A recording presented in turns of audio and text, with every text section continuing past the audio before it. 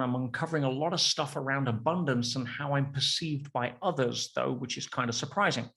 Stuff around how I don't want to be perceived as showing off if I buy something expensive or go on an expensive vacation or to a fancy restaurant. I've noticed that when I do buy something that costs a lot, I tend not to tell friends of mine who don't have the resources I do. And while part of that may be out of kindness or not wanting to show off, I'm wondering if I'm also holding myself back from being as abundant as I could be for fear of being more different from my friends.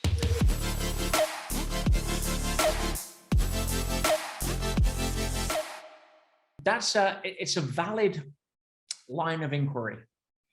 And I don't think just getting a sense here, and this is for you guys to obviously explore, I don't think it's a case of worrying about being a fear of being different, although we're going to put more context around that with the next part. But if I always remember a former business partner of mine called Jeff, who I found out actually passed away last year. He was in his 80s, bless him, but he was a business partner. He became a very wealthy person in the UK. He started a company still running today called Sharp's Bedrooms. His name was Jeff Sharp. And Jeff and I went into business when I was 22. And Jeff he'd had a colorful past, a colorful history. He was a friend of my father's. That's how we met. And I was a little bit in awe because he'd made a lot of money in his time. And he shared with me a story that was quite interesting that I found to be true. And it was kind of when he came from working class. And he built himself up to middle class and eventually then went much higher into the sort of the multi-millionaire status in the 70s. He actually sold out his business to Michael Ashcroft, who's the former Tory party chairman of the Hawley Group. But he said that when he was in his nice neighborhood, semi-detached, more well-to-do than the growing up on the council estate, everybody was trying to outdo everybody else. It was the keeping up with the Joneses. Know that pattern? Yeah, well, as I've heard my mentor George says, we spoke to many Joneses all over the world and they all want the same thing. They'll never verbalize it. They want you to quit so that they can quit trying to keep up. And it's all about a race for significance. Now, he said when he bought himself a house, he had a house built on a very prestigious road in Leicestershire called the Ridgeway. Now, I didn't know that Jeff used to live on the Ridgeway. I just knew it was close to where I grew up. It was when I started driving, I used to have a little Mini, and I used to drive to the Ridgeway because these houses were enormous. And I used to sit, I remember I have a vivid memory of sitting in my little Mini, like I got cramp, like kind of flying Ryanair today. And I was writing my goals down, looking at these houses.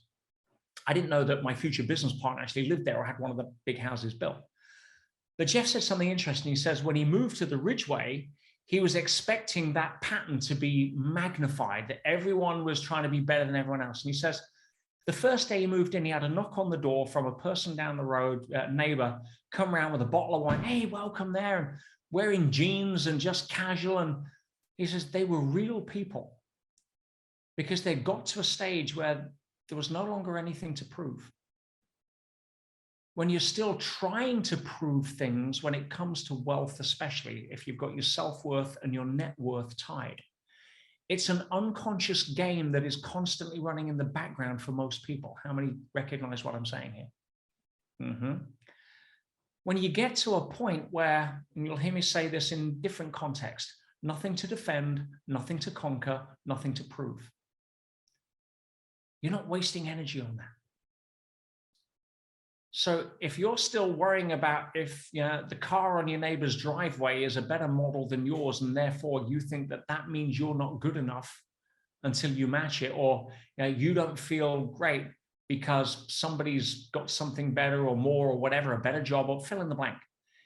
That has nothing to do with whatever is going on with them. It has everything to do with the pattern that you're running from a comparison frame, because you're trying to compete in your movie as the star. Ooh, how many heard that one? If you're the star of your own movie, why the hell would you ever try to compete with other people in their movie? It's because you forgot you were the star of your own.